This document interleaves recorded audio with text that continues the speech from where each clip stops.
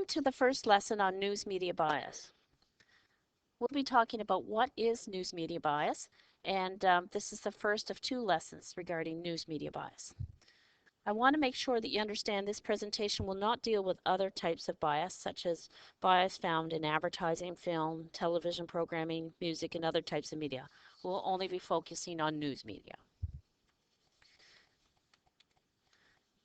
According to the online version of the Merriam-Webster Dictionary, bias is defined as a tendency to believe that some people, ideas, etc., are better than others that usually results in treating some people unfairly. News media bias is an extension of that definition in that it is bias shown by news media when reporting the news. And the bias may be in favor of a group of people or against a group of people. This bias also may be unintentional or intentional. There are many types of media bias, but these are the most common.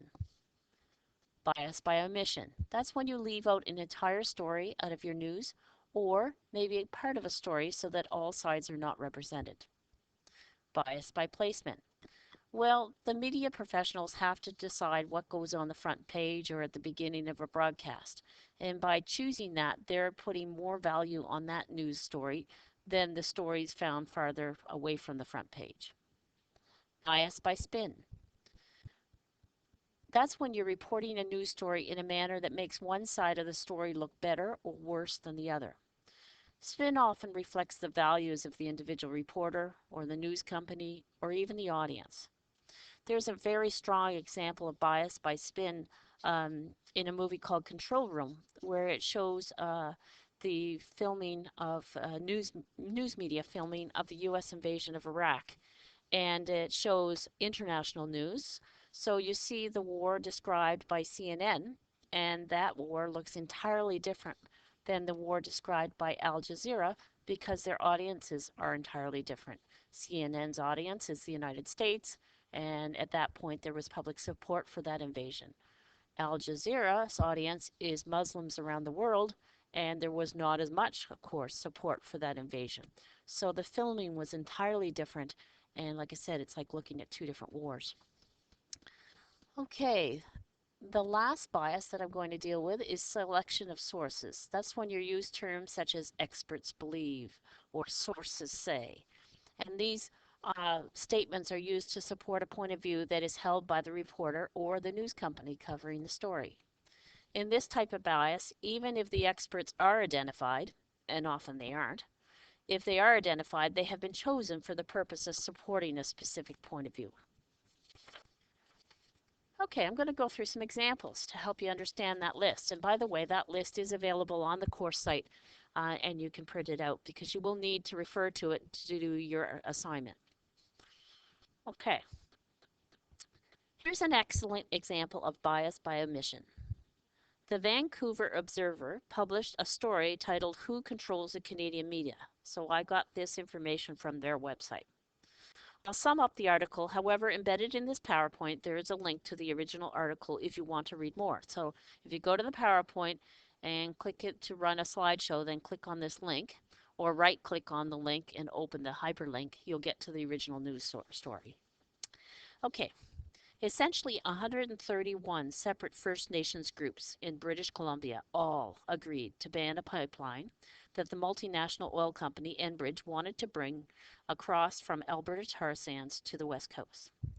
Enbridge needed the First Nations approval since the pipeline would cross their land. Now you have to understand that the 131 First Nations communities would represent thousands of Native people and huge sections of BC land. Well, that same day, these First Nations groups announced their decision to ban the pipeline.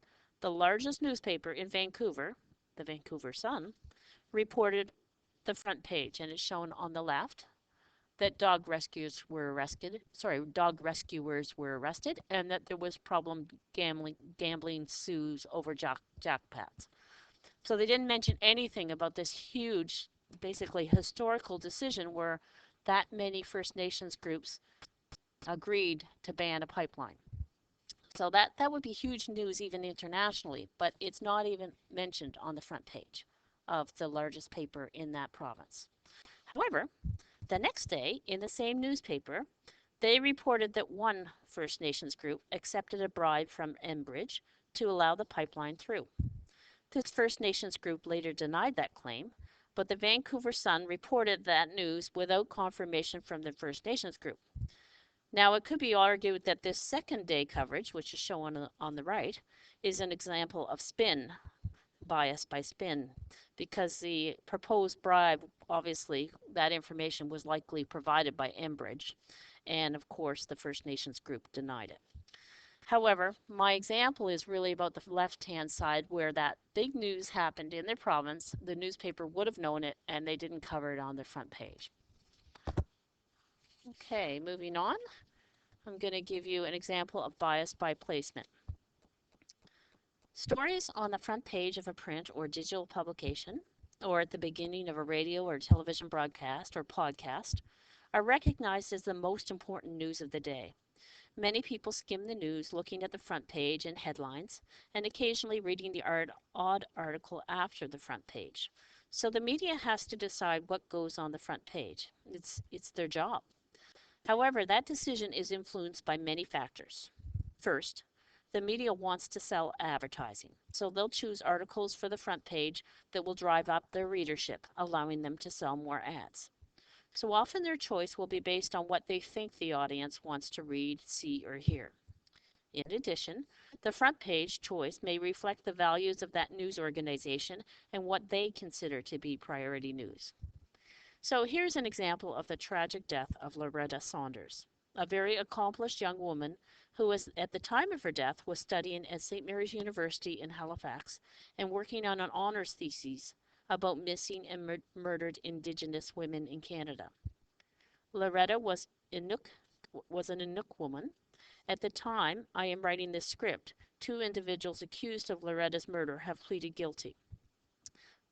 Now, I chose this example because this story has been selected as a primary story and placed as top priority in many Canadian media services, including the CBC News Online that I'm showing here. And in my opinion, that article certainly deserves front page news.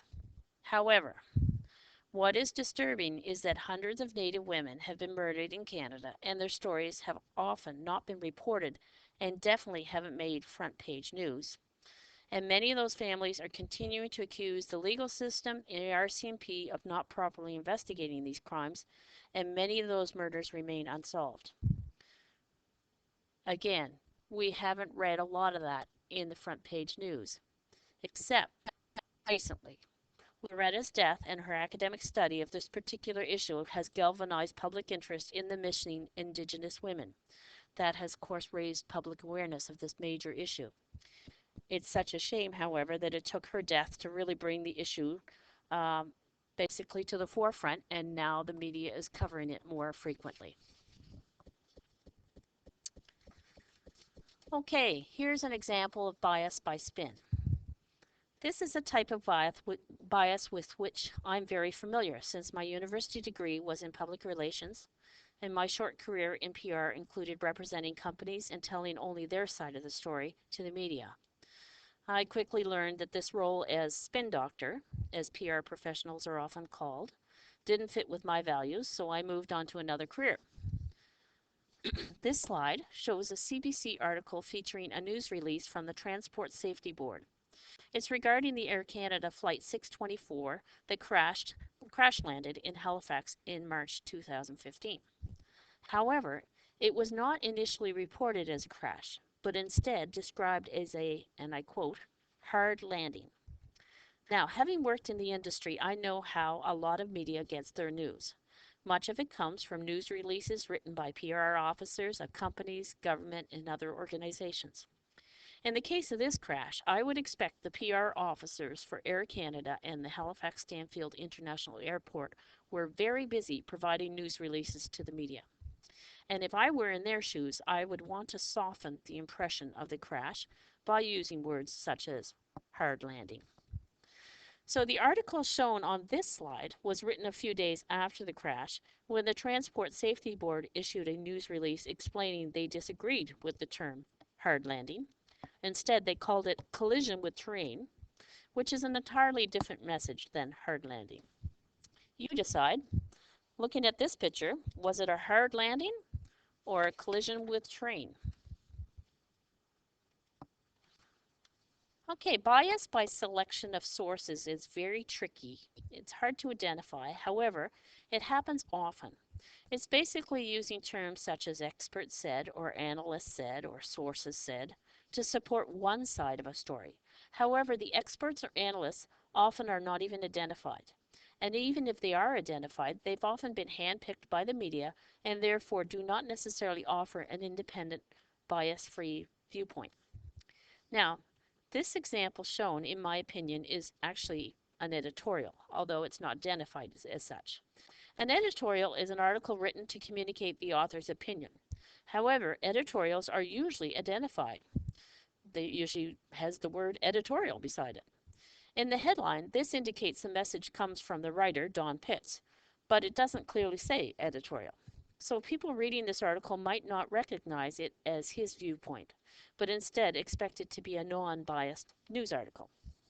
So that's one issue, lack of identifying this article as an editorial. Now I'll move on to the actual topic of selection of sources. The article has a paragraph which I've highlighted on the right-hand side, and it reads, an independent analyst might dispute those statements. Now, I need to understand that this article, there's an impending federal government campaign, and it's clearly that Don Pitts is not a big fan of Stephen Harper. So in this whole article, he's making fun of Stephen Harper. So I'll read this quote again. An independent analyst might dispute these statements. In fact, independent analysts in newspapers and columns across the country have been doing just that this week following Oliver's federal budget. So in other words, the federal government released a budget. But what is shaping up to be Canada's truthiest election campaign, scientific evidence doesn't strictly matter. Okay. You don't really need to know too much about the article except to understand that nowhere are those independent analysts identified. They're just used an independent analyst and independent analysts, but they're not identified anywhere in this article. Okay, so we've got some clear bias by selection of sources. Now, whether you're a fan of Stephen Harper or not, you probably expect news reporting to be factual and accurate.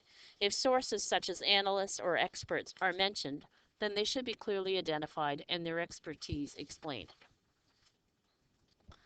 Okay, these are my references that I've used for this PowerPoint presentation. These are actually the references for part 1 and part 2 of my PowerPoint. And I thank you very much for listening, and please contact me if you have any questions.